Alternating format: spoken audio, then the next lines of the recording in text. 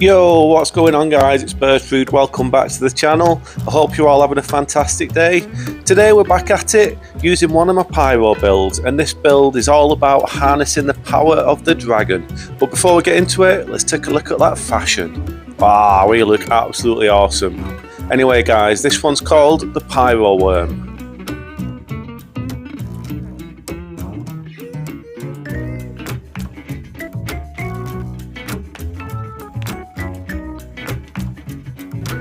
This is a 125 build, we've got 60 vigour, and then after that it's pretty much just a split stat build between strength and faith. We've got 30 strength, 35 faith and a little bit of arcane. In our flask we're using the opaline hard tier for the damage negation and the flame shrouding crack tier for the boost to our fire attacks. We've got 4 main weapons on the build that are all infused with flame art because we get the scaling from both strength and faith, and then we're using the claw mark seal on the build for the exact same reason. If we take a look at the incantations that we're using on this one, you can see we've got a really nice selection of fire incantations, but then we've also got a few spells that are based on the dragons because, as I said at the beginning, this build's all about harnessing the power of the dragon. The main spell on the build is Theodoric's Magma. Now I'm not going to lie, this is an absolute nightmare to actually land, but it's one of my favourite incantations. Thematically it's perfect for the build, so it earns its place in the rotation. We're also using all of the fire ashes of war on our weapons, which really suits the build. We've got Flame of the Red Mane on the cleaver. Then on the Troll's Golden Sword, we're using Eruption. This is a really good one, the hyper armor on this is absolutely insane. On the halberd, we're using the ever reliable Flaming Strike. You really can't go wrong with this one. Then finally, on the Great Axe, we're using the Prelate's Charge. This is super fun, there's nothing better than catching someone in that charge, then flicking them up in the air with that final big sweep. And that's everything I wanted to say about the build guys. It's all about mixing in our incantations with the Ashes of War and our weapons to create quite a cool playstyle. Anyway guys, you lot get your feet up, get yourselves a cup of tea, relax and enjoy the video.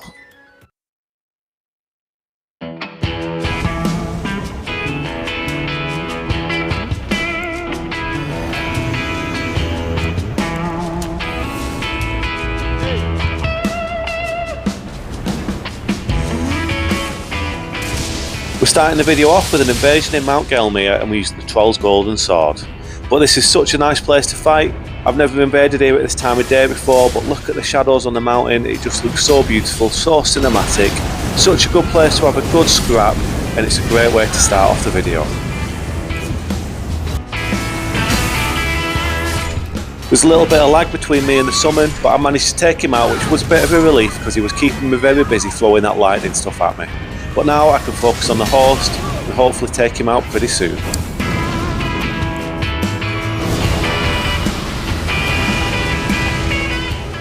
You can see there that we're using Aghil's Flame on the build. I'm not a big fan of the Dragon Breath builds because you get people abusing them, spamming them, but my aim with it on this one is to use it very sparingly. When I think it's the right time to use it, I'll use it, but I may just do 1 or 2 little blasts with it. I'm not going to sit there and spam it all day long. I'm just going to use it as part of the rotation for the build.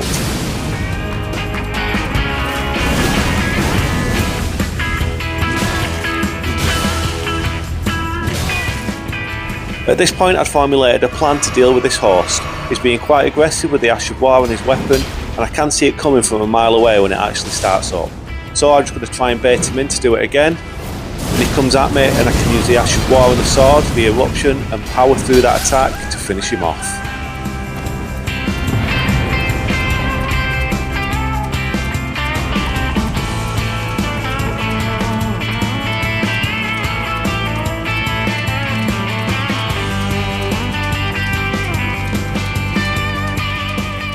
I had to do a good bit of running to catch up to the horse and the summon on this one, but luckily enough for me, I've been doing that cardio, I've been putting the work in, I've been going out on the cross country.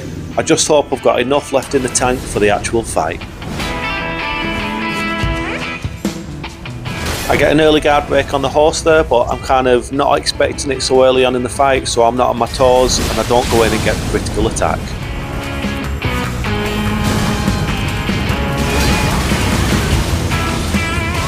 I get this really nice clean combo of the old flame attack into the prelate's charge, I was just absolutely devastated. I didn't manage to get the kill on the summon with that big last flick of the axe. He managed to roll away and he robbed me of what would have been an awesome kill.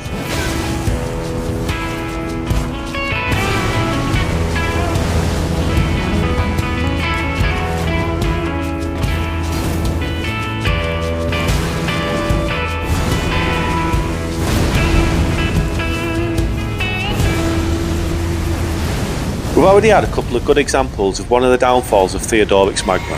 The range on it is extremely short. You've got to be very close for you to actually land it, but that brings its own problems because that means the timing's got to be spot on. But again, that's another problem because you can be knocked out of that attack so easily on the startup.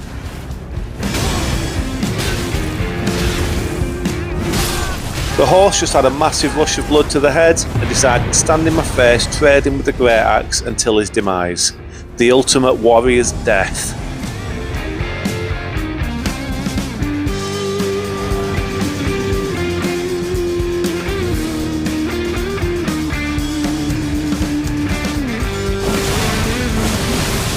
I noticed that the summon was daydreaming a little bit. I think he was thinking too much about what he's going to have for his tea later, but I took that chance and went in for a little experimental poke, and we did nearly half of his health with one attack. So I know that the summon can be taken out here with relative ease, but I've just got to watch out for that horse. He's using rivers of blood, and after the latest patch that's a really strong Ash of War again. So I've got to respect the horse, but I'm feeling quite confident at this point about this invasion.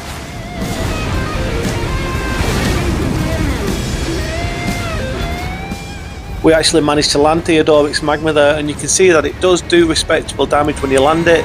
It's just hard to land, but I love the spell. It looks so cool, it's one of my favourites, so I'm just going to keep on using it. You'll see me miss it a lot, but sometimes we do land it and do some good damage. And the Flame Strike on the halberd, such a reliable Ash of War. Like I said earlier, you really can't go wrong with the Flaming Strike.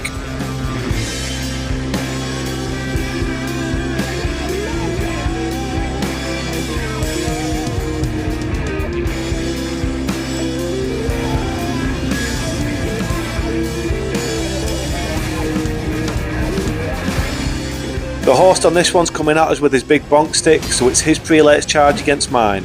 Now I've got to admit, that's absolutely terrifying. Get away from me, oh my god. That is so scary when that's running at you. Bloody hell, get away from me. Anyway, let's see what happens in this invasion, boys. Like I said, it's his prelate's charge against mine. Bring it on.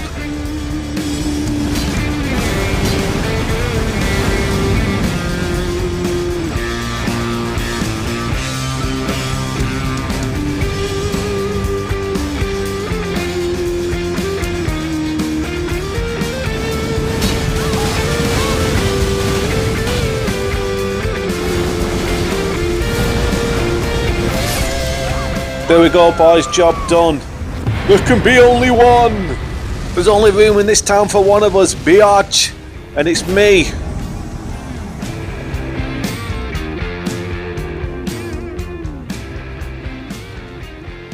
This was a strange spawn point for an invasion at Main Academy Gate. I don't think I've ever spawned down by the Golden Seed before, but it doesn't really matter. I catch up to the horse in the summon and they're over by the lift, so I get the ballista out to do a bit of long range poking, a bit of harassment. I'm not really doing any damage, but it doesn't matter, I'm just keeping them busy because they're not really committing to going up the lift, but at the same time they're not coming out to meet me. So I fire a few shots in there and I can see that a hunter's just spawned in, so let's have a bit of fun with this blue.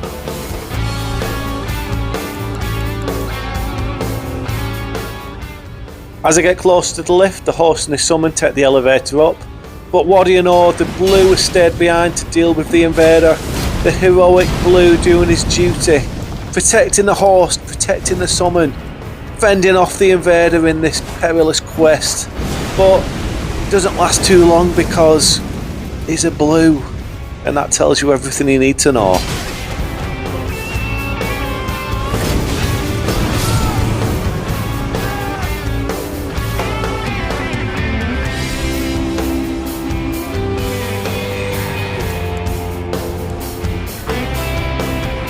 After dealing with that heroic blue, rest in peace, we do a quick reposition with the bloody finger, praying for a favourable spawn, and we actually get one. We've spawned at the top just behind the bridge, so I've just got to locate the host and see what happens next.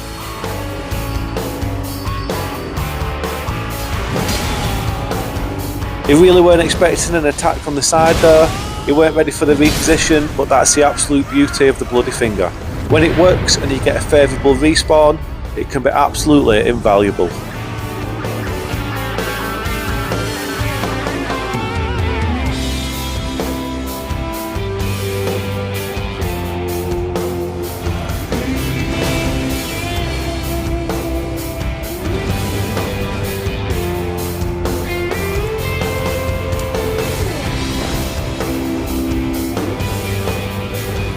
I ran into these two players who were cosplaying as two Crucible Knights. Really cool builds, really cool concept to do a playthrough like this. Not really sure which Crucible Knight uses a swarm of flies, but I'll let him off with that one. Fair play, really cool builds, guys.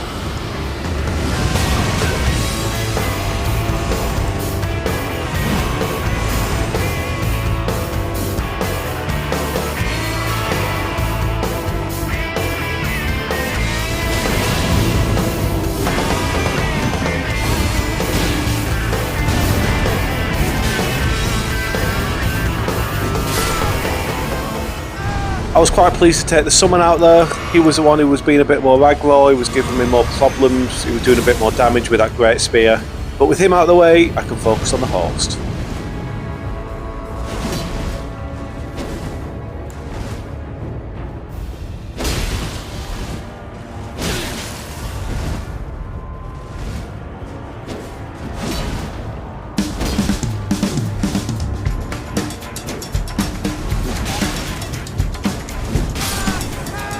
Great fight, boys, that was a good invasion, really fun. I don't run into too many cosplays myself, so when I do, it's always a great time. GG's.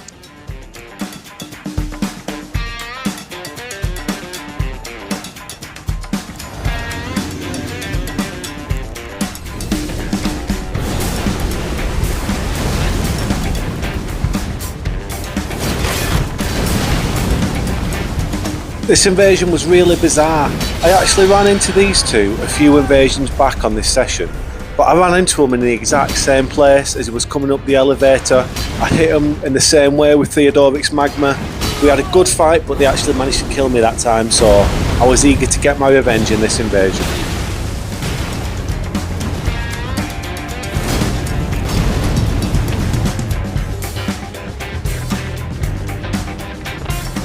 Here the horse decides to run behind the elevator, and I think that's a perfect spot to trap him in with some of the fire breath, but he finds a nice little nook and cranny there behind that tree to hide from the breath, and I run out of FP, so I've got to go in with the sword.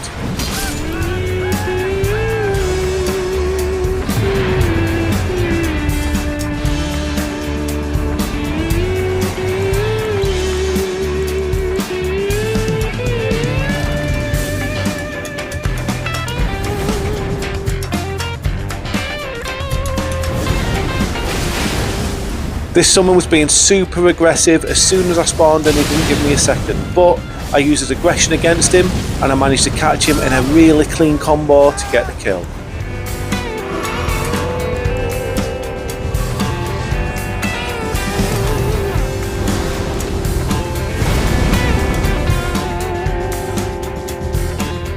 The host is obviously feeling a bit fragile without his girlfriend on the scene, and he's gone on a little run. I think I know exactly where he's going. Yeah, we're still running and we're heading straight back to the Grace. He's obviously trying to get his girlfriend back into the fight, and then he'll probably start feeling a bit more brave.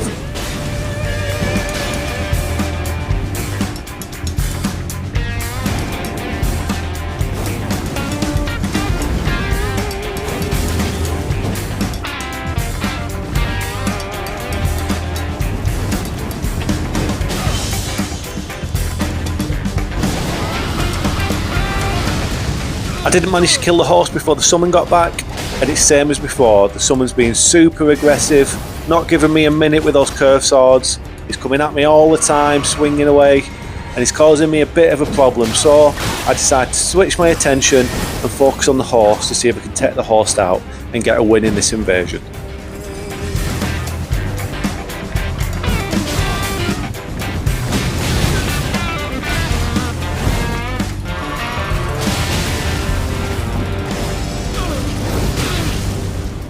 I managed to catch a host off guard with the flaming strike, do a good bit of damage, then I follow it up with a normal attack to get the win. I'd have liked to take the summon out again there, that would have been super satisfying, but as I said, he was causing me a bit of problem with his aggression, so I was happy that in that instance just to focus on the host and get the win.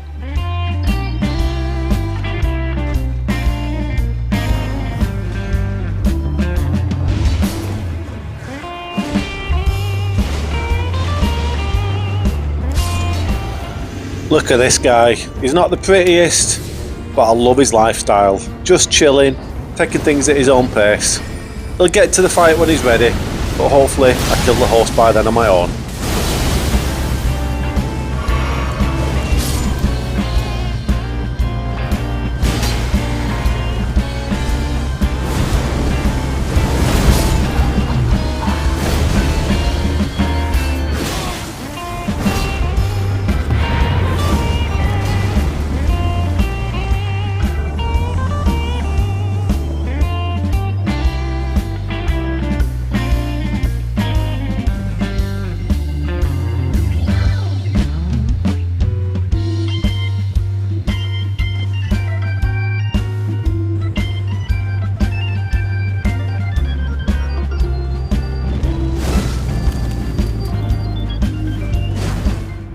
This invasion turns into the Battle of the Fire Breaths.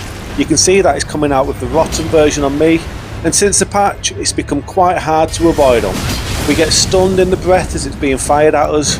I have seen people use an endure to kind of poise through the attack and run away with a bit more conviction, but if you don't have endure in the build, you've kind of just got to take it, do your best to get out of the breath and don't die. But you can see there it actually stunned me again when I was trying to go for the summon and get the finish. But because I got stunned in the breath, I couldn't finish the summon the way I wanted to. He decides to switch it up with a frost breath now, but in doing so he aggroes my best mate, Big Joe. Big Joe's always got my back and he runs in and heads straight for the summon. The host then beelines it straight for me, isolating himself, and all it takes is one big dragon hand slap to the head to kill him, finish him off, and we get the win in this invasion.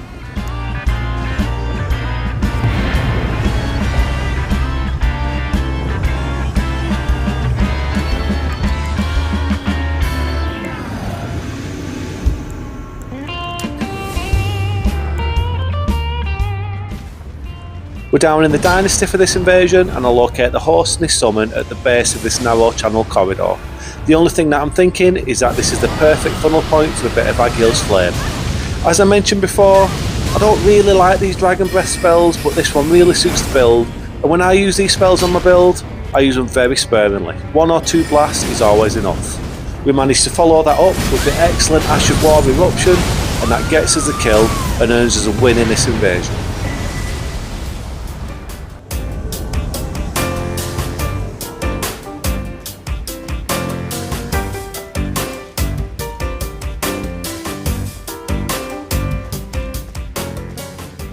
I've got to give a massive shout out to this host in this invasion.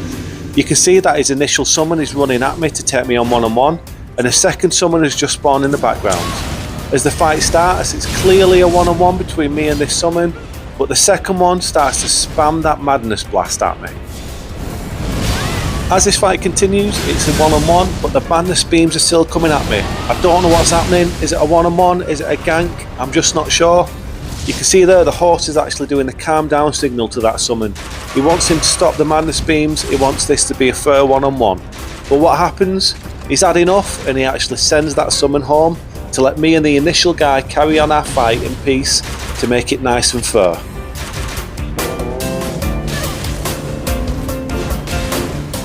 This is quite an evenly matched fight. It looks like we're both using Strength Faith setup, and I'm so pleased that that host sent the summon home who was trying to spoil what is now a really good one-on-one.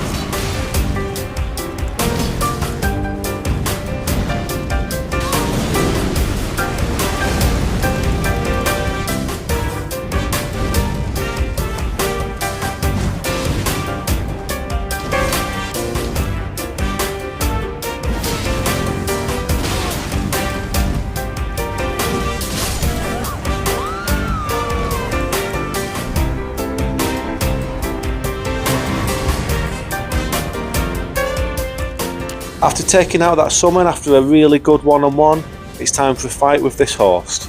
He's obviously using a strong weapon, especially after the patch, with some good armour. He's a big tanky poisey boy. He's got the mushroom crown on, so he obviously knows what he's doing. Let's see what happens in this fight, see what we can do.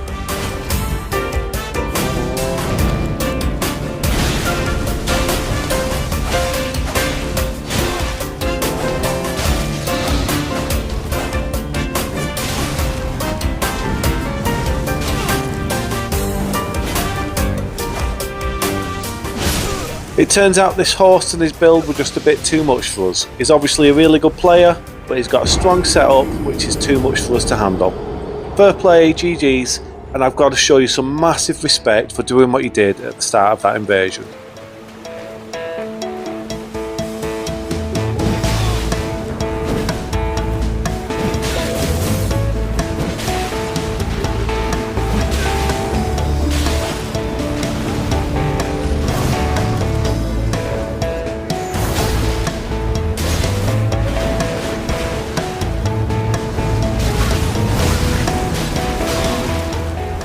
And this is the last invasion to finish this video, guys. It's a really good 3-on-1 and the perfect way to finish the video. I hope you've had a good time. I hope you've enjoyed the video. Hope you've enjoyed watching. I've had a blast making this one. This is a really fun build. It's a really fun character build. It's got some good incantations and some awesome weapons. I just want to say before I go, guys, thanks again, and as always for being here. Thanks for watching the content, and whatever you're doing with the rest of the day, with the rest of your week, I hope you enjoy it.